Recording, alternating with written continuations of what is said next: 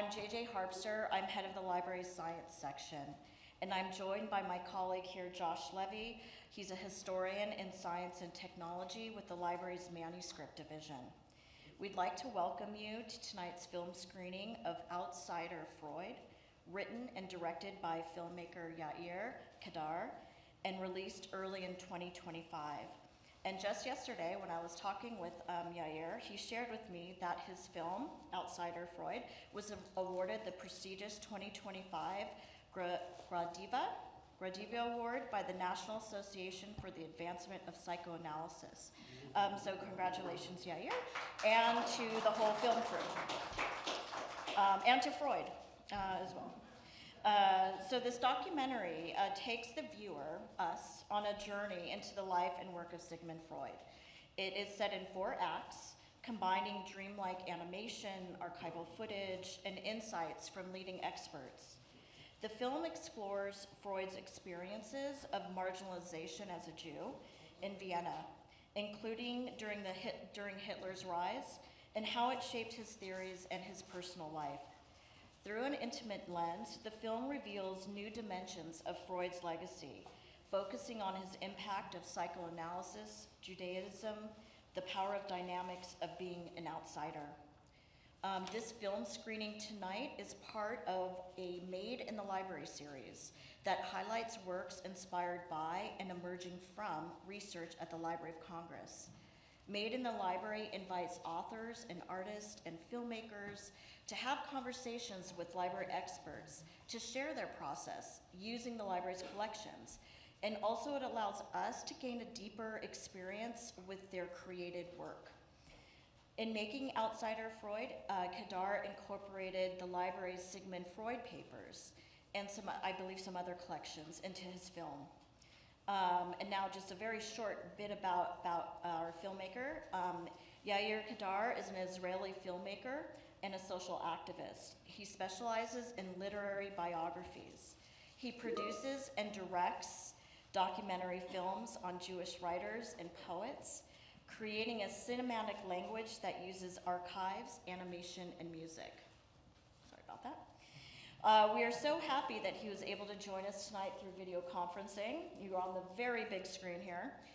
So thank you for staying up late for us. He's coming, I think, are you back in Israel or in Germany? Oh, yes, 11 o'clock at night. 11 o'clock at night. But he's an artist. They like to stay up late, right? That's when the best work happens.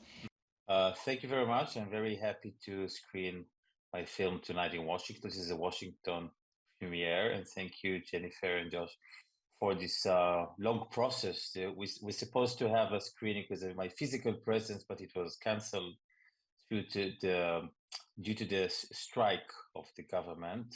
And this is the second time we're trying to do it, and I'm happy that we managed to do it. The film is coming to Washington and being shown this afternoon in Washington. As I will share with you later after you will see the film about the process that I made in making this film. It took me more than 6 years. But before the film, I just would like to share with you 2 tips of the director. 2 tips of the director of the film, both of them concerning the animations. And I use plural because there's several animations in the film. So I would like to point your attention firstly to the animation of the room, the study of Freud. Freud lived and worked in Vienna for 78 years, most of them in the house in Bergasse 19. And he had this like a study made of 2 joint rooms, where you had, the legendary sofa, carpets, a deck collection, book collection. But this room does not exist anymore. It's empty. All the belongings are in London, in Freud's museum in London. And when you go to Freud Museum in Vienna, so you see the void, you see empty study. But I wanted to reconstruct the room. And how do you reconstruct an empty room? I found a treasure of 140 photographs by a New York photographer called Engelmann. In 1938, under the nose of the Gestapo, sneaked into the apartment and took 140 photographs, black and white. He didn't use flash because the Gestapo could have caught him. so he has to be cautious. He did it at 7 o'clock in the morning. And I put the photos together and I could reconstruct the study. But I didn't know what color it is, but luckily, as may happen in a film about Freud, one of my visits to Vienna, a piece of the wall fell and I could see the color underneath, dark red. I could know the real color of Freud's study. So you're about to see a very realistic reconstruction of this legendary study with classical animation. The second tip is regarding another kind of animation, and this is the dream animation. I couldn't imagine making a film about Freud without using his dreams, and I was looking for a lesser known dreams of Freud. He has about 76 written documented dreams. Most of them are very short and coded. For example, I go to a funeral, I see a dead man in a coffin. I look at his face and it's me, and it means that, but I didn't want those. I wanted like more open coded dreams that were uninterpreted by him. And I found some dream sequences in the interpretation of dreams. It goes like that. I go on a train and everybody's laughing at me because I have a flower in the badge of the jacket. The train stops and an old man with one eye gave me transparent urinal jar for men. Roma women tried to sell me rotten fruits. I continue in the train and suddenly I'm surrounded by the southern sea. Warships come at me and they change into instruments of breakfast. And I thought this is very, very good material for me to work on. And I contacted a wonderful animator called Tal Cantor. She was nominated for Oscar 2 years ago for her short film, Letter to a Pig. For 1 year, we worked on the imagery language of the animation for those dreams. And it took us a year and we found a language. I'm Josh Levy, as JJ mentioned. I'm the curator of the Freud papers downstairs in the manuscript division. Our plan here is that JJ and I are going to speak with Yair for about 20 minutes, and then we'll open up the floor to questions from the audience. Briefly, I do want to make a little pitch for our collections. You saw these stories about Freud's itineracy, ultimately his expulsion from Vienna. The collections that we have downstairs are also a kind of refugee story. A group of Freud's family members and allies got together after World War II and felt that nowhere in Europe may be safe for his papers. So the Sigmund Freud Archives was formed with the Library of Congress as its physical repository. We've had the papers of Sigmund Freud and also family members like Anna Freud, people that were in his circle, people that were opponents of his, and about 100 collections overall in the history of psychoanalysis, psychiatry, and psychology, including people that were not in Freud's circle at all, like Carl and Dr. Ray. So let me get started here and ask Yair just a kind of opening question about the origins of the project. Yair, why did you feel it was important to make a documentary about Freud's life now? This film is a part of the Hebrews project. That's a project I do for the last 16 years. The project of biographies of great Jewish, it began as poets and writers, but later sort of thinkers as well. And I was actually offered to do the film about Freud. And it was like a proposition I could not refuse. And it took me a long time to find a story that I'm going to tell. It took me about 3 years because I had to go through a lot of material. You know, I think the written corpus about Freud's work is the amount is more than one can read in one lifetime. This is the most written about person in modern era. And it took me a while to search which story I'm going to tell and how I'm going to do it. And one of my first meetings was with you, Josh, in the archives. I visited the museums and I met some of the prominent scholars, psychoanalysts, historians, Freudians in various cultures and countries. And I was searching for the story I'm going to tell. And it took me 3 years, and at the end of these 3 years, I found all my ideas collapsing. So Eran Rolnik, who's a scientific advisor in the film, suggested I should try analysis. That made sense. And I began to do analysis, and I promised the analyst that I'm not doing it for the film. And what happened was that rapidly I found the story. The story as the 4 overcomings of Freud. Some 4 challenges that Freud faced during his lifetime. In this chapter, you can think about it, is dedicated to an overcoming or a challenge. The first chapter, overcoming his Jewish identity. Second chapter, overcoming death of his father, inventing psychoanalysis. A third chapter, overcoming multiple deaths that he encounters, his grandson, daughter, and mother. And fourth chapter, overcoming life, with this mercy killing anesthesia that he initiates already in 1925. So I didn't choose to do the film. I think the film chose me a little bit. Yair, you mentioned the mass of writing and work that's been created about Freud. Can you not hear me? How's this? Yair, you mentioned the mass of writing that's been created about Freud, secondary literature. There's also an enormous amount that Freud created himself. We love archives here. Freud loved archaeology.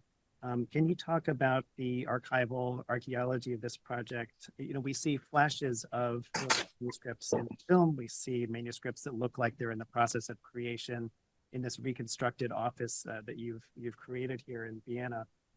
But what role did original archival sources and archival films play in the process?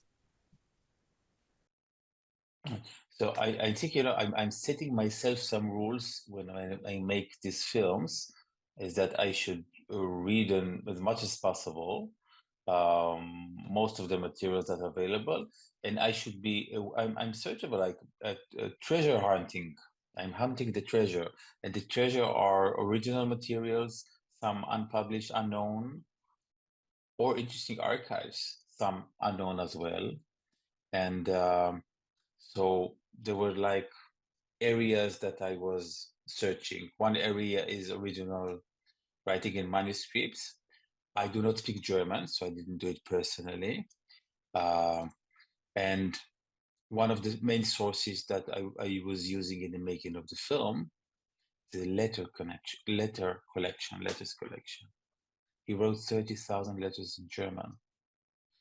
And I thought to myself that it would be interesting way to decanonize Freud, to humanize Freud, using this unedited form of expression as letters to draw, you know, his character. And that's what I was using in the film. There's 26 paragraphs that I use as narration that are coming mostly from his letters. And there's some nice anecdote about it that I didn't know German, so I used some collection and some help.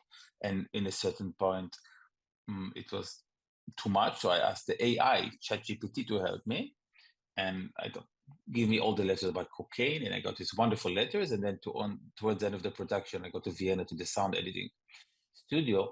And the technician, the German technician, asked me, what is the German origin of the letters? And I said, I don't know. And I was looking for them. And it turned out that ChatGPT invented all the letters. Not reliable source. So I do not recommend relying on ChatGPT. And another important source were the home videos from the Library of Congress, 90% shot by Princess Marie Bonaparte.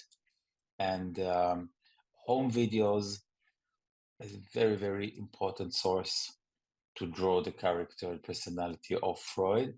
And we use, one of the things that you really should use is patience.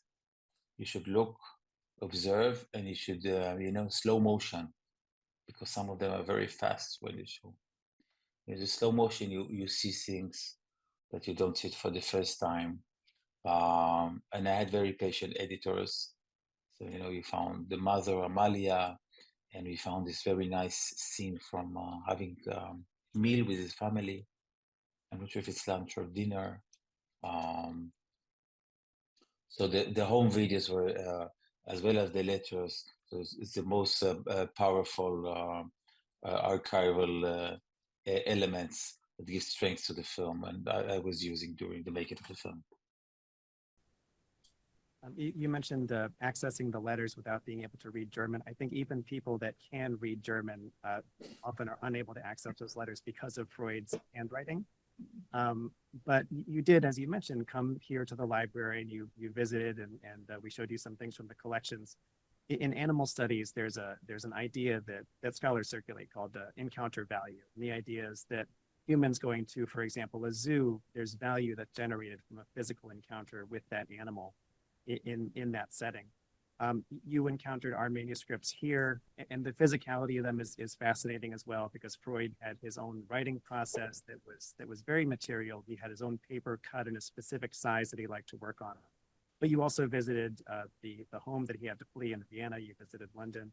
And I wonder if you could talk about the meaning of those encounters with spaces that Freud had inhabited or objects that he touched as he was working on this project. Mm-hmm. Well, I think of two main angles. The first one is the room. I thought the room is the most important space for Freud. 78 years. This is the best place of psychoanalysis. This study. So I told you before, I was looking for the photographs, but I also took the floor plan, and also for specific items. He has this very interesting chair in the study. It looks like a vagina. And it's a very interesting carpenter that did it. So we got the memoir of the carpenter, and the illustration of his work, and we use it in creating this classical animation. Also, I went there 4 times a year. I went to the different season of the year to see the reflection of light. It was measuring the lights. Now it's broken, because I wanted to imitate as much as possible what the patient felt. So how much light did he have in the atmosphere? What did he experience in this study? And another thing that was inspiring for me was a remark from Daniela Finzi, academic manager of the Freud Museum in Vienna, that she said that during therapy, used to take the small antiques and fondle them, touch them during therapy. So this is very sensual, and you don't expect it from Freud. It's too sensual. And also the things you cannot do today. You cannot think of a patient today coming and the analyst plays with, like this ancient goddess or something. It is not right, but at the time maybe it was okay. But it also, I thought, how do I feel Freud closer to Freud when I feel this sensuality? How do I make the film sensual? And then I thought of using the reds and the textures, how to sensualize the film. And that came from this, small movement that Daniela Finzi did with her fingers during the interview. I'd like to talk about what you called your dream animations in your introduction to the group. I have to admit that when I first saw the film preparing for this, I assumed that at least some of those images were AI generated. They're not. They're all completely handcrafted. Yes, thank you. This is another 2 different shots at AI in 10 minutes. But they do blur the line between reality and dreams, and they produce a sharp contrast between the relatively conventional way that the expert interviews are shot. And that contrast reminded me of a contrast that several folks in the film brought up, the very conventional life that Freud seemed to live, with the profound kind of newness and strangeness of his ideas. Could you talk more about the animation process that you used to create those effects? And did you hope or expect to evoke some of the kind of unreality that we've come to expect from AI-generated imagery, or plant that idea in a viewer's mind? I began to do the film a few years ago, and the AI world was not as developed as it is today. So I had some objection. I thought it was, I don't know, I wanted to avoid AI. So we build a structure of multiple techniques that we use in the making of the film. But Tal Cantor, the chief animator that I worked with, so I think I guided her a bit. That is a bit of a strange guidance, perhaps. Let the unconscious of Freud meet your unconscious, meet my unconscious, and meet the Viennese studio animation unconscious.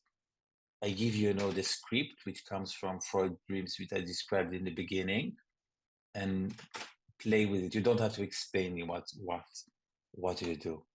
And I think I let the imagination and the unconscious of many of the artists that worked here to lead the way.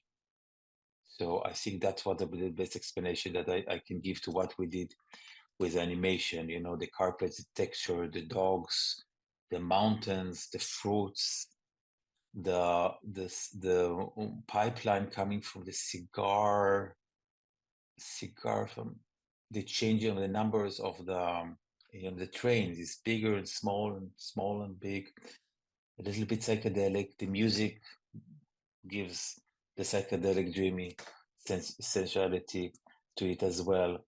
So it was a liberated process in the making of this animation. And I would like to add another element that exists in the film, also is not like realistic interviews, and this is the symbolic archives. It's another kind of archival works. When I say symbolic archives, I mean, these women in the street gym, the guys who do drag, a dog that eats his palm, all this very strange archive, that the people that dance in the kitchen. And for this, I wanted that the process of watching the film will not be an automatic one, contemporary one. And I asked the archival researcher to find queer Freudian strange archives. So I thought, go and search for inventions that didn't work out. Like the bicycle on bicycle, or the bicycle people driving inside these wheels. And also they found a very interesting place with wonderful archives. It's in the Eiffel Museum in Amsterdam. They have a department for unknown footage of unknown films of unknown film directors. And I said, this is great. It's like the unconscious of cinema. Go look there. And there's like few hundreds films there. And we found a very interesting treasures, footage, symbolic archives. And it was also a process of letting go, because it's an archival search, but what are you searching? What are the search words? Strange. So it was also a process of letting go, archival search. But when we know that we found what we want, we felt it. That's the right thing to put here. I wonder if you could talk about kind of the itinerant quality to some of the interviews in the film. It's a very multilingual film. Seemingly the experts that you talk to come to us from many different countries. You traveled widely to speak to them, and now you're traveling widely to promote it. Have you found that you think about Freud's life differently, even in subtle ways, as you cross international boundaries and engage with Freud experts in different cultural contexts? It's a great question, but there's two parts for it. Firstly, I didn't want to anglicize or Americanize Freud. First, I don't think Freud would have loved it so much, and also I didn't want to have Freud belonging to one language or one country. Also, I wanted to denationalize Freud. I think the Austrians think Freud is theirs, as well as the Germans, the Israelis, and some others. How do I make a cosmopolitan film? As psychoanalysis is, it belongs to to the universe, to mankind. One of the ways to do it is let people speak in their own languages, and not having. I do not know what the nationality of my film is. I don't think it has one. And what is its main language? So this was my ideology, making the film and letting people speak in the original languages. And as for the process of what happened after the film was out, I didn't imagine that the psychoanalytic world is so alive, live and kicking in so many countries. I think all the countries in the world, and each country has a different culture of psychoanalysis, and the opponents of psychoanalysis, the opponents of the opponents, and the serious organizations, and cultural context. So it was very interesting. It's very interesting last year to travel. I showed the film in Mandarin translation in China, Turkish translation in Istanbul, Serbian translation in Serbia, in South Africa, was dealing with contemporary issues. So each place is a different trajectory to the film, and it's been translated to 13 languages. It's like a local initiative translation, so it makes it easier for it to communicate with local communities. And the discussion that evolves is always a universal discussion and a local discussion as well. So it's a very interesting journey that's happening these days.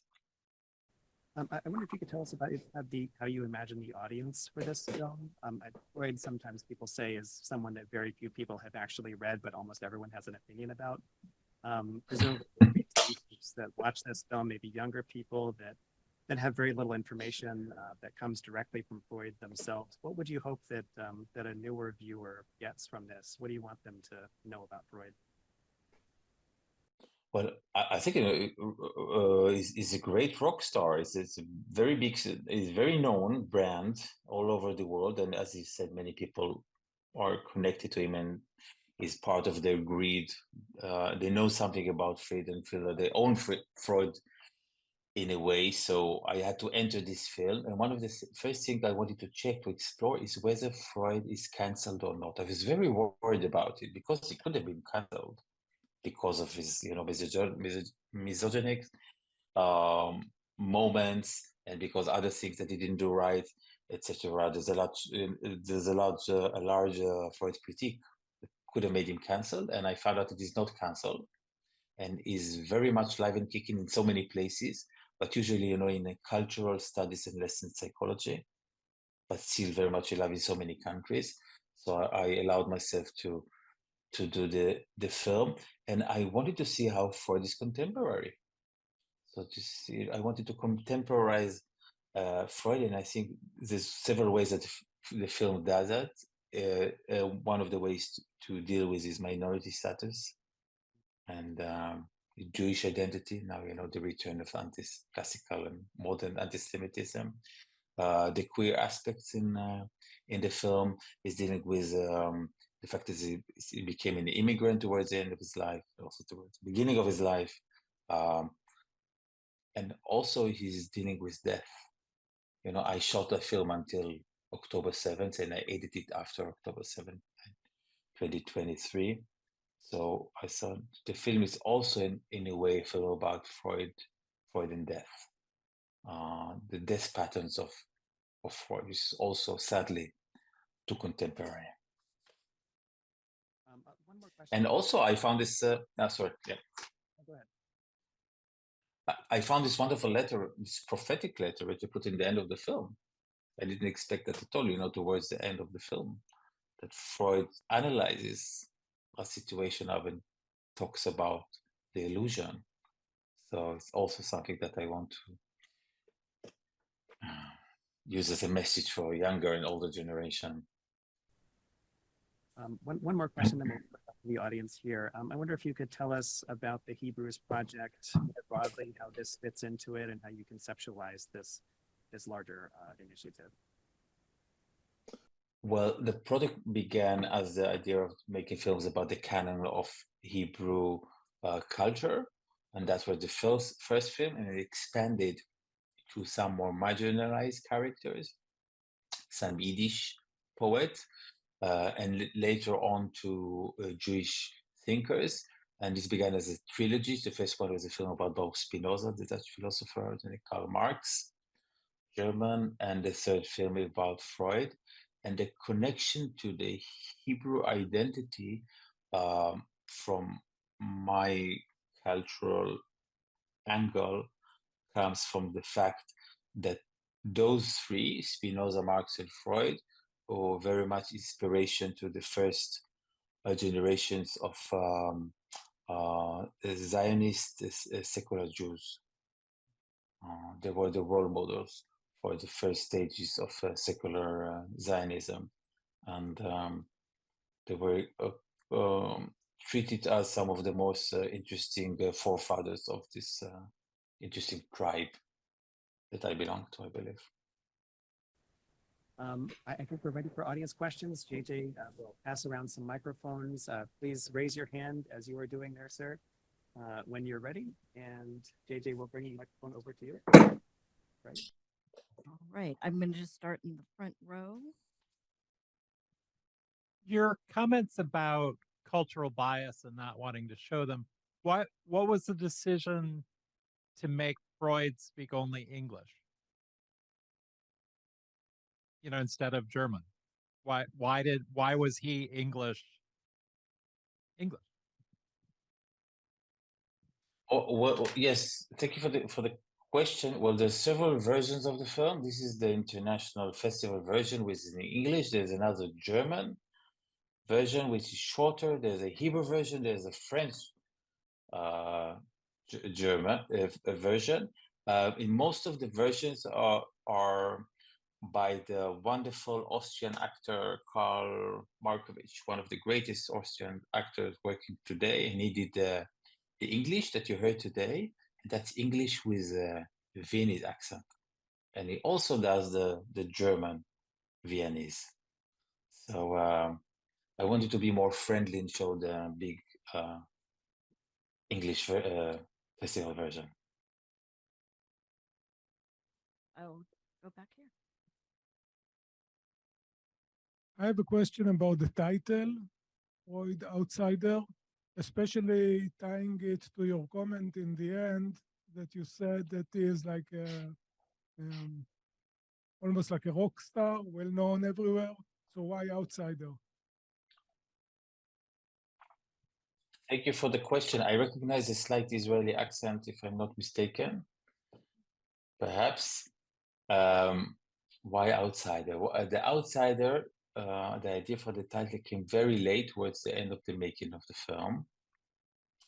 And I know this is a paradoxical name even, because Freud is the insider. He's the heart of the establishment. When we think of ourselves, we think of Freudian terms. So it's a paradoxical name. How did that came about, this title? It came about from the second letter of the film. You remember him going on a train, hates going third class, and someone says, "Close the window, you dirty Jew." And he said, "I will not close the window." And the conductor comes and saying, all windows must remain closed. So Freud closes the window. Later he writes to Martha, his fiancée. In the past, I was very much troubled by these instances, but now I completely got used to it. And I thought this is a very interesting letter and moment. Let us be with him for a minute in this train ride. Firstly, how did they know that Freud is Jewish? Let's compare how Freud reacted to anti-Semites, compare it to what happened with his father at the beginning of the film, with the hat, throwing off the hat. What is different here? How did Freud react to the conductor? Obeyed authority, or perhaps it's a democratic moment? In winter, all windows must remain closed for all religion. So I thought this is very interesting. Also, him saying to Martha, I completely got used to it. And I told myself, let's try it on me. I took my three identities as a queer person, as a Jewish person, and an Israeli person. If someone would have done it to me on a train, would I ever get used to it? And my answer was no, we'll never get used to it. I don't think anyone can ever get used to it. So I found this like a estrangement within Freud in this denial, this moment. And I thought it's very interesting to think of Freud's journey as an outsider. It's another angle, another way to see Freud, which is interesting and unexpected. And this is the story that I'm telling. It begins there, and it goes on with him forbidding his wife to have religious rituals. And he's going these long journeys with psychoanalysis and science, and towards the end, being deported from his loved hometown, Vienna. So it's a new angle, a new version of how I can see Freud and tell his story from the outsider. And also it's something that so many people can identify with, isn't it? More questions? I know. Well, I'm fascinated by trains. And so the train sequences in there, I really kind of hooked on to those train sequences. And like you were describing it, sometimes you had a lot of cars on the train, sometimes not so much cars. Sometimes they were over water, sometimes they were psychedelic things happening on the train. And I know in the beginning, one of the speakers, one of the psychoanalysts, was saying how Freud would, I guess, talk to his patients and say, picture yourself on a train, right? What is that scenery like? And so I was wondering, was that what inspired you to put a train in there? But I know train has a lot of powerful metaphors. So I'm just, yeah, what's up with the train, I guess, is the question. Good, what it's like the train is like the meta image for the film. And at the beginning, I thought of using archaeology. It could have been much, good as trains. Also, because of course Freud is fascinated with archaeology. It's also more the ethos of his time. This is the best time for archaeology. Troy is discovered, the pyramids. And Freud is fascinated with archaeology. And also, they say that archaeology, psychoanalysis, archaeology of the mind.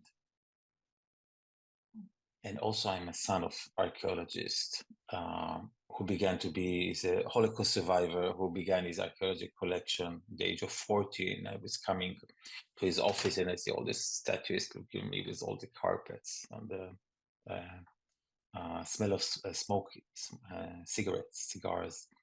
But I didn't choose that. I chose train, and I thought, why trains? But I thought, today we have AI. 20 years ago, it's like internet. Before that, it's planes, cars. So in Freud's time, the train revolutionized Europe. Only in 1900 you have trams in Vienna. Freud writes a lot about train, deals a lot with train. He has early dreams in train. He loses half brother, a dog in a train accident. When he goes with his family to train rides, he divides the family into two different trains, fearing that if there will be one train, there will be an accident, will be all gone. So I had like an anxiety of train. Also, I read someplace that the trains were the first social space in Europe. Before that, people were driving by classes, the carriages, etc. It's the first time that people are from different statuses and nationalities and minorities are stuck together and brings out a lot of violence. I thought also of what happened later with trains to the Jewish people, and trains travel all around Europe with the Second World War, with the Holocaust. And also I thought of the train as a phallic symbol that goes into a tunnel. And in the film, it goes to this very strange urinals, Duchamp style urinal. It also evokes a lot of images, thought, and associations. So it's like it's in the train's an invitation, and also I love the fact that it's so immersive. It goes. It's in the archives, and it's the theory, it's in the letters, and it's in the animation. It's everywhere. You can join the train ride. So that's why trains. Hello? Yep. Oh, we do have one more question. Two more. So I'm curious, my name is Baruch. I'm curious if in the archives you found any relationship or interaction between Herzl and Freud, because they were in the same city. I'm just curious if there is anything, nothing to do with the film, I'm just curious. Well, I know little about it, but I know there is some attempts for it, but I don't think there is connection or conversation. But it's very interesting article by Daniel Boyarin from Berkeley that talks about how in the same quarter in Vienna, around the same time, two very interesting Jewish men worked parallel, not meeting. One, both addressing the crisis of the modern man. So one trying a resolution in the national fulfillment of a Jewish man, and the other one trying a resolution with a redefining of the modern human. And some 15 years ago, I wanted to make a film about the relationship between Herzl and Freud. And also I wanted to add a third Jewish man to it, that's Magnus Hirschfeld from the research from the Institute for Research of Sexuality in Berlin. Him thinking about inventing the queer man. But this project didn't work out, and 15 years later, I'm just doing the Freud film. But maybe I'll make another one later on, and I promise to come back to the Library of Congress to show it. I saw a question over here. Do you think we've lost something in our understanding of Freud by the idea, maybe a modern idea, that everybody has to be either a hero or a villain?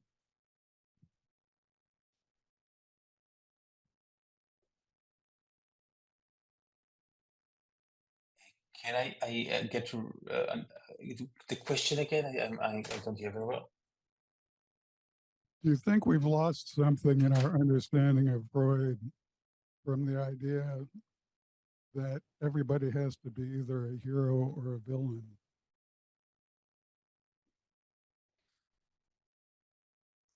If I understand the question, the remark correctly, is if we judge Freud, we lose Freud, perhaps. So I think there is an attempt in the film to be not judgmental towards Freud, and I think being judgmental to Freud and also thinking about Freud from what happened later, it's obscuring the best way to receive Freud, to understand Freud. And I think we tried in the film to think of Freud as he was and the time that he worked. This is one of the best way to get to know a person, a thinker, a scientist as Freud was. Not to take into account what happened later, but to be with him while it happened, and to try to show him as a person that sometimes is very creative, is brilliant, but also sometimes is a bit, sometimes is wrong, and sometimes a bit arrogant, like the letter that I use, only I know what psychoanalysis is. Sometimes broken. He said, I never known such grief with the death of his grandson. Sometimes strange and ununderstandable. I didn't go to my mother's funeral, as he says in the film. Why didn't you go to your mother's funeral? And sometimes not understanding what's happening, like he's denying the Nazi gender that he encountered. So it allows us to have a more human version of Freud. Sometimes wrong, but always interesting. That's a good ending. Oh, we've got one more. Hi, I have a question. Was Freud saying to his patients that don't expect happiness, that isn't something that just comes? It's something you have to work at. It doesn't just come easily in life. Oh, that's a good question. For my knowledge, and I'm not the psychoanalyst or historian, I'm just a filmmaker who came to visit. I don't think happiness as an objective was existing in Freud's work. This is not the aim. I think that's something that came later in other culture. So I think it was more the riddle of understanding the mystery of the machine. Maybe through some pain and suffering was more the feeling he felt. And happiness is something you have to work at. It doesn't just come. sometimes Uh, give and yeah, too. I don't know of any writing of Freud about happiness and the possibility of happiness. This is not the focus of his work, but more understanding the mechanism of how we operate, what we know and what we don't know about our inner world. So I didn't find many. If you look for how many time the word happiness is mentioned. Doesn't seem like he was Not looking for necessarily the happiness. yes, yes. Yes. But at the same time, I think it was, a very balanced person, quite relatively happy, that found great interest in the work, was very fruitful, very successful, and he did the impossible. He's not a doctor, but a physician, and he invented an international movement that changed modern world.